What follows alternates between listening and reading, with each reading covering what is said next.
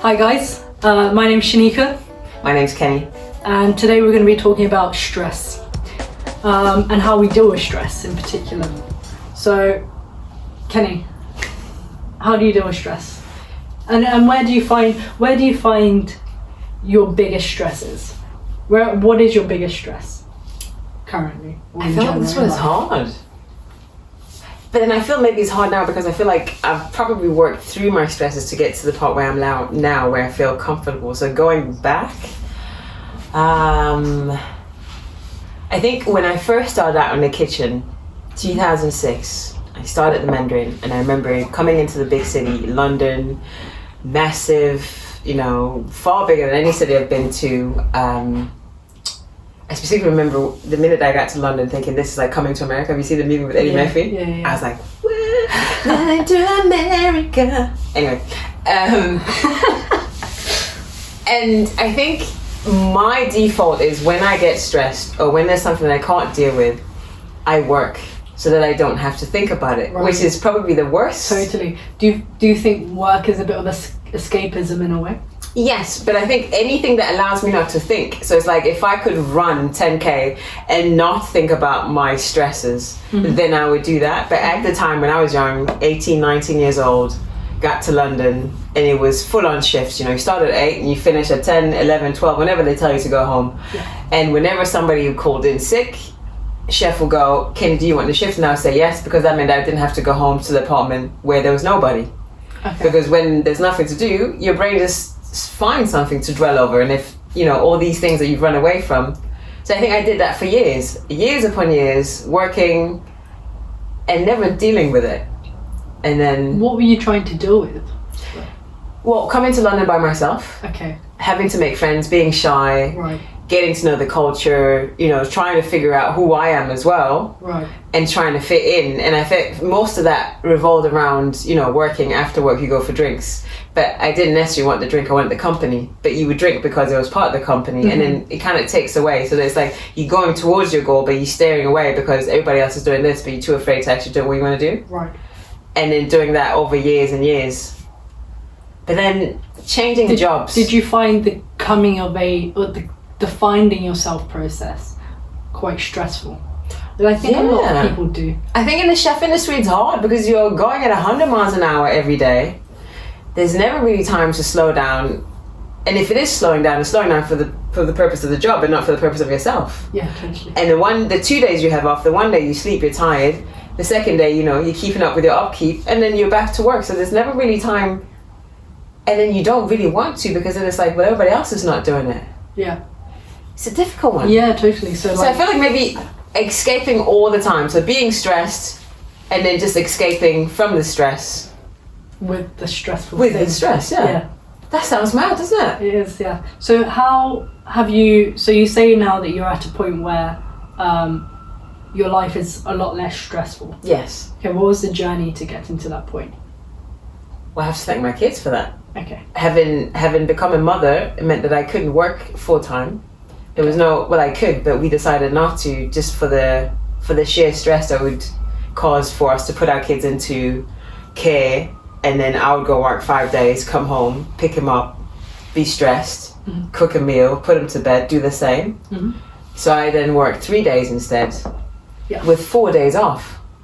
And it's not until now that my kids both are in school that I have all this time, and it's just time for me. And initially, even that I ran away from because it's like I'm so used to having something to do all the time, and then now that the time was there, I'd run away from it thinking I should be doing something. And having learned to just kind of go through the pain. It sounds so simple, but it's also painful. Yeah.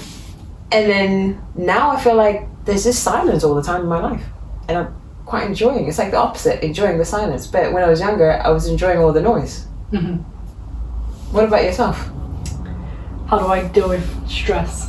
What, or maybe perhaps what are some of the stressful periods in your life that you can kind of look back on?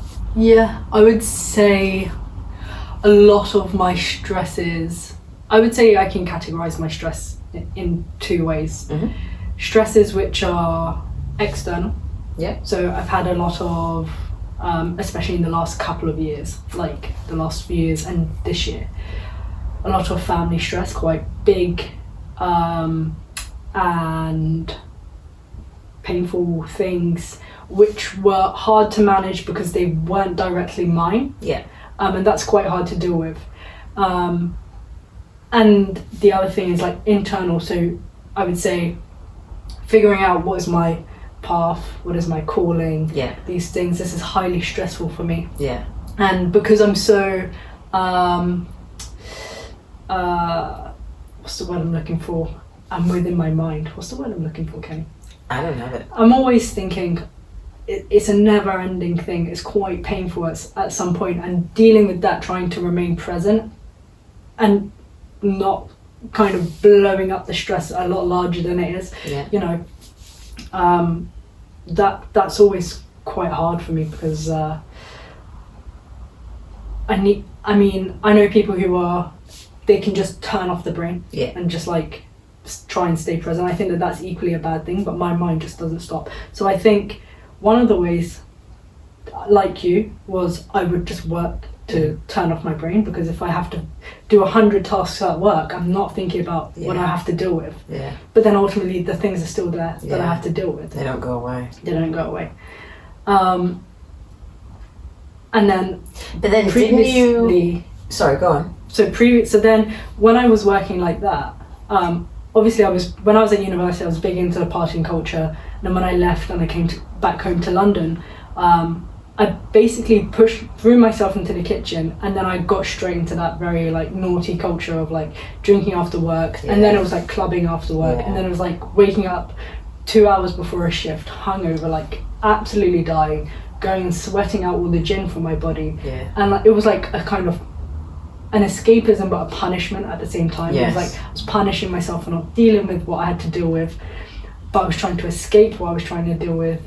And this went on and on and on. And what's fascinating is that your problems are still there. They're not going anywhere. Yeah, they didn't go. And I think this year was the real year where everything really hit the fan at some point. And it was a real moment of, if I don't deal with the external and even the internal stress, it's going to be really catastrophic in a big way. And so I had to be a little bit pushed to the edge. And I think you're right, there are moments in life which are so painful, you got to kind of go through the pain in order to then, allow yourself to get the skills also. You have to go through the pain to allow yourself to get the skills to maybe go through it. So, and then, I learned a lot of good, amazing things this year. So, you need to support people around you, and you need to accept support when you need it. Yes. And that's the thing that I've learned the most. And whether that's people learning the tools of how to deal with stress, or getting help from a therapist, or because people really kind of think that you need to be in a very extreme circumstance in order to get therapy or whatever. I've never engaged in therapy, but I can say journaling is a very therapeutic thing, and it's an easy way to kind of try to process your thoughts and your stresses, and then deal with it in a real practical way. To get it out. What can I do? To write it down. Lists are great for dealing with problems, stresses. But I really like what you said about allowing yourself for others, you ask for help, but also allowing others to come in and help you. Because I think ultimately society teaches us that we should go about life on our own. Like, we have family, but we should go about it on our own. We should succeed on our own, and we should fail on our own. And it's completely the opposite. Yeah. Completely the opposite. And I learned that in a big way this year, in a huge way. I didn't realize until I saw the positive results of giving the support that was necessary for the person in my life, and then really seeing how they've made such a huge turnaround in their life in such an amazing way. It wasn't until I saw the results that I realized, wow, not small, it was quite significant action, but it was a significant issue. But the support that was necessary, the amount of effort that was so minuscule in comparison to the huge result that wow, why haven't I done this before? Yeah. But you know, that's a real learning experience, to be selfless. 100%. It's To hard. learn to be selfless is very hard. It's hard. Because the more you put yourself out there, the more you get hurt, and if you don't, and then I kind of trickle back to, you know, it's like when you're with somebody and you break up, it's like you naturally put your defenders up because you don't want to be heartbroken next time. You have to allow yourself. You do. That's a hard thing to do, to drop that barrier. But there is also this philosophy that kind of, pardon me, that came from, I think it was in South Africa, and it's called Ubuntu, which is this idea. Do you know what it is? No. It's this philosophy of kind of when you help others, when you kind of help the group, you help yourself. And I have heard it from a different perspective. It's yes. a kind of, in order to find out what you need, you help others. Yeah. And you know. But can I touch on another thing? Because you said that you don't believe that by emptying your mind and being present, you think that's also because you're avoiding. It's avoidance. It's total avoidance. Yeah, to totally dismiss that there is something wrong by emptying the mind. There is a difference between presence and realizing, okay, these stresses are not here right now, in this minute. Yes. And so I don't need to feel stressed in this minute. That's different. But to clear the mind of everything and to live your life in a dilly-dally way, you know, in a very blasé way, you're avoiding that. There are real issues that are really impacting you and people around you that you need to face. Fair enough. You know? Yeah. And then what would be some of the ideas that we would give to others? I would say, to deal with stress, an amazing tool is to journal. To write down your thoughts and what's going on, and it will create a real sense of clarity. Would this be done on a day-to-day basis, like a weekly basis? Like, do you do it when you need it the most? Do you do it I challenged continuously? I challenged myself this year to journal every day for a year. I did it for about half a year, and then obviously in the pandemic things got a bit sticky, and I had those issues which I was talking about, which kind of threw me off a bit. But that Would you journal morning, midday? Now I just journal when I need it. Okay. Because for me it's a free therapist, really. Yeah. You write what you think, and sometimes I read it back, I close it, and it's done. Yeah. It's out of my mind, and I've kind of dealt with it, and I've analysed what's going on here. So journaling is a good one.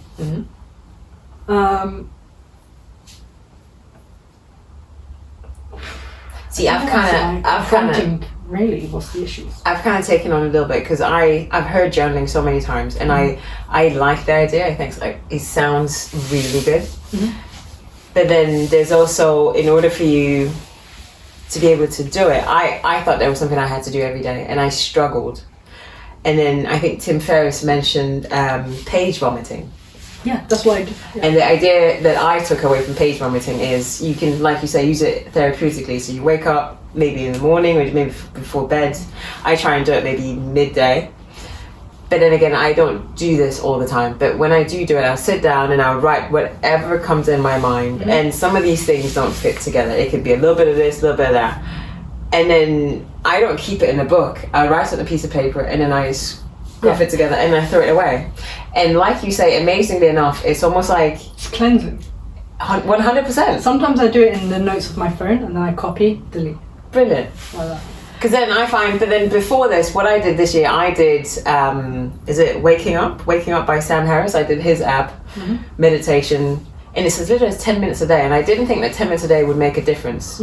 But like yourself, I try to do it consistently, and I felt amazing. It's almost like there's a sense of gratitude, just happy be more present, and then you notice all the things that you might not have noticed before, or you notice the thoughts that you would have had that would have led to you saying something, so then you catch yourself a little bit before you fall. So I would say meditation. I do like the idea of writing, but find maybe your own sort of way of doing it. And can be music, can be art, can be writing, can be anything which is expressing real emotion, Yeah. I think is fine. Anything also which I would say puts you on a higher vibration. So I would say things which lower your vibration, like drinking, lowers your vibration. I'm serious. Yeah. Drinking, drugs, those things lower your vibration. Ironically, because you don't think that, because you become in this state where you It's think a depressant. you're. You know, alcohol is a depressant. It lowers the vibration, and at the end of it, you feel rubbish. Yeah. You know, things which increase your vibration. Music increases your vibration as long as it's not melancholic. You know, but cooking might, you know, increase your vibration. Things which lift you up, but be forceful in facing the stress. At some point, you cannot run from it. You need to face it. So sometimes, you know, you gotta really feel those hard moments to kind of break out of it. Know when you need support. Know when you need to support. Yeah. That's the main thing. I like the Buddhists talk about the two arrows, and they're both facing you, but only one arrow is genuine, and that is the actual pain that you feel when a conflict happens. And the second arrow is what you inflict on yourself. But only one is real, and I quite like remembering that sometimes when something happens, yes, it's genuine, but then after that, am I actually adding to it? Yeah. And I just want to add on a closing note what you said about adding vibrations. So I do this thing, and it's just a small thing. I pick my kids up from school, and because they've been sitting down most of the day, or just before I pick them up, and particularly my son, he's got a need to move. So I pick him up, we come home, they go to the toilet, and then we go straight to the park and we play football. And it's every kid that wants to joins in, and we make teams and we play, and it's just fun.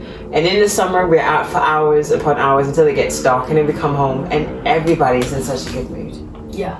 And that, for me, it's like the highlight of my day. You know, drop the kids off, and it's like I do what I gotta do, and it's like just before I gotta pick them up, I'm instantly smiling. I know what's coming. Yeah. 100%. Right.